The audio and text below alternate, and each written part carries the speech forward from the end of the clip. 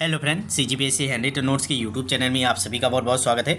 चलिएगा paper one का जो पहली से पाँचवीं तक के लिए होता है CG टेट का 2026 का हम लोग मॉडल आंसर देख रहे हैं। ध्यान रखेंगे ये संभावित आंसर है।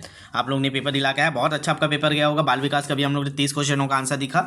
इस वीडियो में अभी हम लोग हिंदी का देखेंगे 31 से लेकर आपके 60 तक के। ठीक है, तो चलिए तैयार हो जाइए। आपका जो भी सेट होगा बगल में रख लीजिए। क्वेश्चन मैं पढ़ रहा हूँ, क्वेश्चन के साथ आप अपना क्वेश्चन ढूंढेंगे, उसमें आंसर बताते जाऊँगा, टिक लगाएंगे, फिर लास्ट में आप काउंट कर लीजिएगा। चलिए क्वेश्चन नंबर 31 पे आते हैं सीधे। क्वेश्चन नंबर 31 कथन कारण वाला था। पहला कथन था, रास्ते का थका हुआ पथिक सो रहा है। कारण है, इस वाक्य में पथिक साधारण उद्देश्य है। तो देखेंगे जब इस पे हम लोग आंसर पे जाएंगे तो इसका ऑप्शन नंबर सी आएगा। देखिए कथन तो सही है भाई, वो सो रहा है तो उसमें कोई दिक्कत नहीं, कथन सही है, लेकिन आर असत्य है, जो उसका कारण है वो गलत है। तो इसका सही आंसर हो जाएगा 31 का सी आएगा। आप लोग अपने में मिलाते जाइएगा। चलिए अगला क्वेश्चन, क्वेश्चन नंबर 32, पढ़ने का मतलब क्या होता है? पढ़ने का मतलब होता है अक्षरों को पहचानना, ध्वनियों का उच्चारण कर पाना। ऑप्शन नंबर बी इसका सही आंसर है। ठीक है, चलिए अगला क्वेश्चन, क्वेश्चन नंबर 33 पे जाएंगे। ये फिर से कथन और कारण वाले हैं। कथन देखेंगे, संधि का शाब्दिक अर्थ होता है मेल या मिलाप। कारण की बात करेंगे, शब्द रचना और पद रचना में ऐसी स्थिति को आना जब दो पदों का योग हो और पदों के प्रत्यय समाप्त हो जाए तो उसे संधि कहा जाता है। तो कथन और कारण की अगर हम लोग बात करेंगे तो इसका सही आंसर हो जाएगा ऑप्शन नंबर ए। कथन और कारण दोनों सही है, उसकी व्याख्या भी कर रहा है, इसलिए 33 का आंसर आएगा ए। मिलाते जाइएगा, नोट करते जाइए आप लोग आंसर को। जल्दी जल्दी हम लोग कर रहे हैं, समय नहीं दे रहे हैं अभी। ठीक है, ताकि आप लोग का ज़्यादा से ज़्यादा कवर हो पाए सभी सब्जेक्ट हम लोग। फिर पेपर 2 का भी लगातार हम लोग देखेंगे, तो हड़बड़ाना नहीं, आराम चेक कीजिए। और इधर उधर जो यूट्यूबर फटाफट बता रहे हैं उनके वो मत करिएगा कि हमारा कम हो जाएगा, गलत हो जाएगा करके। थोड़ा धैर्य रखिए, आराम से कल चेक कर लीजिएगा। आज नहीं कर पाएंगे तो टेंशन मत ले, लेकिन सही आंसर को चेक करें। ठीक है, चलिए कोई आंसर मिस भी होगा तो आप कमेंट में बताइएगा हमें भी। ठीक है, चलिए क्वेश्चन नंबर 34 देखते हैं। जो किसी वस्तु या व्यक्ति के प्रति आसक्त हो उसको क्या कहा जाता है? तो किसी व्यक्ति या वस्तु प्रति आसक्त हो उसको अनुरक्त कहा जाता है। ऑप्शन नंबर डी इसका सही आंसर है। चलिए अगला क्वेश्चन, क्वेश्चन नंबर 35 देखेंगे। थोड़ा सा ब्लर है, PDF थोड़ा लेट में हमें प्रोवाइड हुआ है, इसलिए थोड़ा लेट से आपको वीडियो मिल रहा है। ठीक है, क्वेश्चन पढ़ेंगे। बच्चे पढ़ना शुरू करें उससे पहले उन्हें उस लेख के शीर्षक, तस्वीरों, विषय वस्तु, रेखाचित्र आदि के नीचे लिखे गए कैप्शन शीर्षक को गाढ़े अक्षरों, मुख्य शब्दों, अन्य चित्रात्मक चीज़ों को अच्छी तरह से देखना चाहिए। उन्हें क्या मदद मिलेगा इससे? तो 35 का आंसर हो जाएगा ऑप्शन नंबर डी, JLM। ठीक है, प्रश्नों का हल करने में मदद नहीं मिलेगा, लेकिन बाकी सभी चीज़ों को समझने में मदद मिलेगा। इसका सबसे सटीक आंसर अभी बैठ रहा है ऑप्शन नंबर डी। बाकी हम लोग देखेंगे इसका आगे क्या होता है। चलिए अगला क्वेश्चन, क्वेश्चन नंबर 36, सारे संभावित आंसर है, ध्यान रखेंगे इसको। उसने कहा कि मैं निर्दोष हूँ, इस वाक्य में की योजना का प्रयोग किस प्रकार के वाक्यों का सूचक है? जो की हम लोग प्रयोग करें, उसने कहा कि, ये की क्या है? तो 36 का आंसर क्या हो जाएगा? ऑप्शन नंबर सी, मिश्र वाक्य की पहचान है की। तो ऑप्शन नंबर सी इसका सही आंसर है। ठीक है, चलिए आगे बढ़ते हैं। क्वेश्चन नंबर 37, सु उपसर्ग से बने शब्द कौन से हैं? तो सु उपसर्ग से बने शब्द की बात करें, क्वेश्चन नंबर 37 के आंसर की अगर बात करें तो ये हो जाएगा ऑप्शन नंबर डी। सु उपसर्ग में ऑप्शन नंबर डी आएगा, के और एल, स्वागत और सुदूर। ठीक है, चलिए अगला क्वेश्चन, क्वेश्चन नंबर 38, निम्नलिखित को सुमेलित कीजिए। तो ये आपको मिलाना था जो उच्चारण के स्थान के। ठीक है, तो इसका सही आंसर जाता है ऑप्शन नंबर ए आएगा। मिला लीजिएगा। ज का हो जाएगा आपका तालव्य, र का हो जाएगा आपका मूर्धन्य, अ का हो जाएगा कंठ, और स का हो जाएगा आपका दंत। तो ये ऑप्शन नंबर ए पे मैच खा रहा है। ठीक है, तो 38 का हो जाएगा ऑप्शन नंबर ए।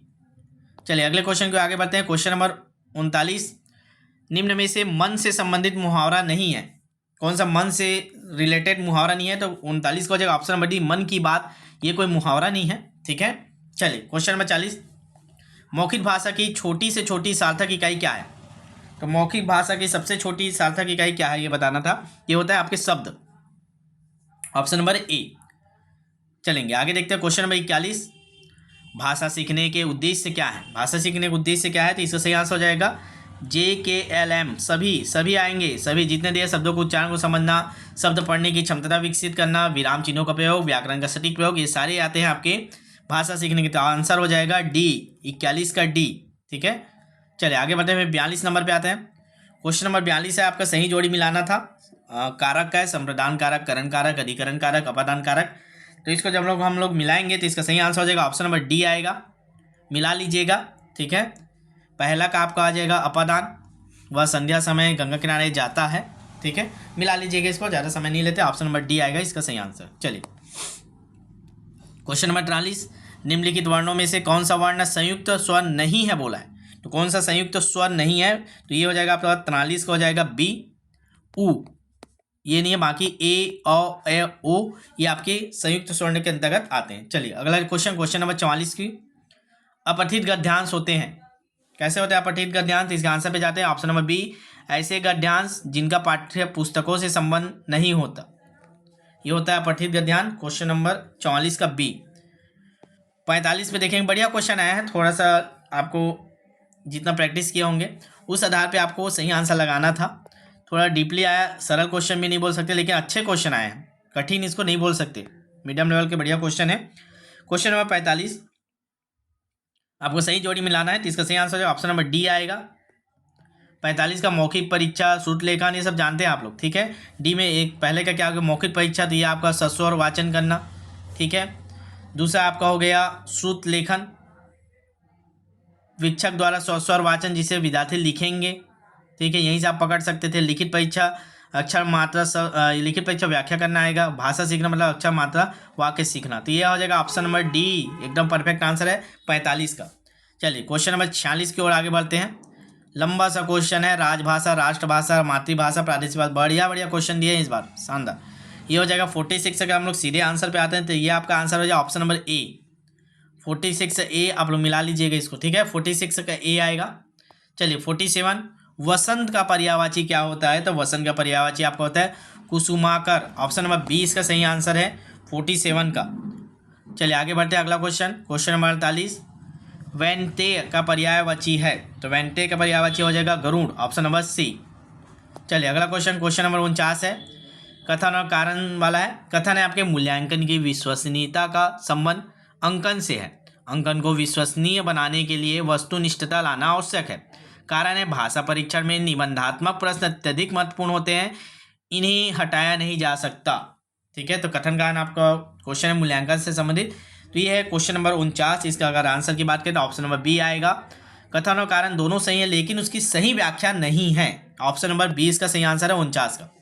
चलिए क्वेश्चन नंबर 50 को आगे बढ़ते हैं। ध्यान रखें, जितने लोग भी सीजीटेट का आज एग्जाम दे के आए हैं, कल 2 फरवरी को आप हमसे कांटेक्ट कर लीजिएगा। शिक्षक भर्ती बैच, सहायक शिक्षक बैच, नए सिरे से नए सुविधाओं के साथ हम लोग स्टार्ट करें, बहुत नाम फीस पे, ताकि जो गलती अभी आपसे हुई है प्रैक्टिस कम कर पाए, सिलेबस कम बार प्रैक्टिस कर पाए।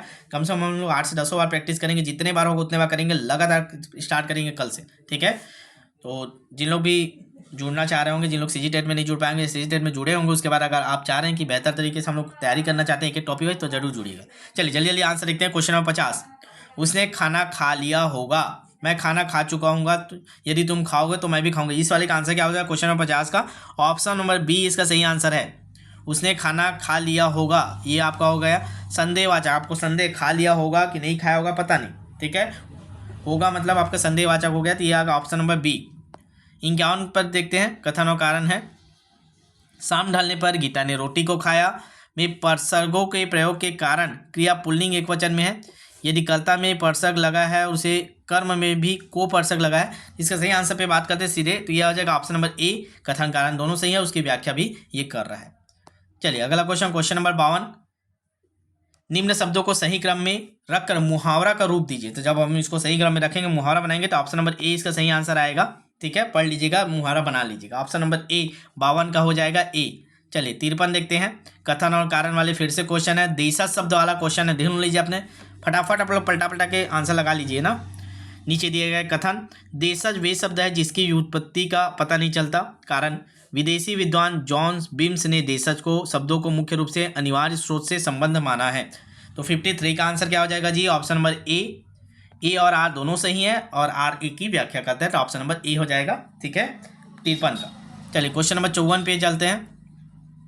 क्वेश्चन नंबर 54 भी आपके कथन कारण वाले हैं। संज्ञा सर्वनाम विशेषण के अंत में लगने वाले प्रत्यय को तदित कहा जाता है। तदित प्रत्यय से बने शब्दों को तदितान कहते हैं। तो इस पर अगर हम लोग आंसर की बात करें, बिल्कुल सही है, कथन भी सही है, कारण भी सही है, सही व्याख्या भी, तो ऑप्शन नंबर ए आ जाएगा 54 का। चलिए क्वेश्चन नंबर 15 की बात करते हैं। 55, सर्वनाम की एक पृथक श्रेणी। संयुक्त सर्वनाम का उल्लेख निम्नलिखित में से किस विद्वान ने किया था? संयुक्त सर्वनाम, इसका उल्लेख किसने किया था?